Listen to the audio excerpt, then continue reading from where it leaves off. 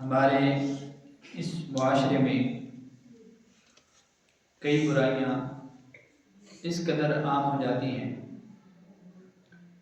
اس قدر زیادہ ہو جاتی ہیں کہ ایک وقت آتا ہے لوگ اسے برائی ہی نہیں سمجھتے، بلکہ بعض دفعہ تو یہ ہوتا ہے کہ وہ برائی اس قدر گھر کر جاتی ہے، لوگ اسے اچھا بنا کر پیش کرنے کی کوشش کرتے ہیں۔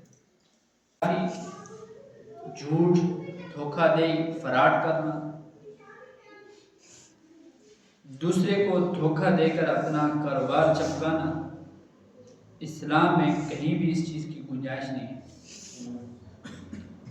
جھوٹ کی بنیاد پر رشتے قائم کرنا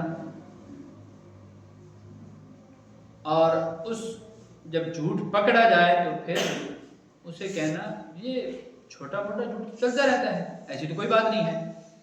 اقبال علیہ الرحمہ نے بڑا عرصہ پہلے یہ دکھ جب بیان کیا تو اس نے کہا تھا جو ناخوب بتدریج وہی خوب ہوا کہ غلامی میں بدل جاتا ہے قوموں کو ضمیر۔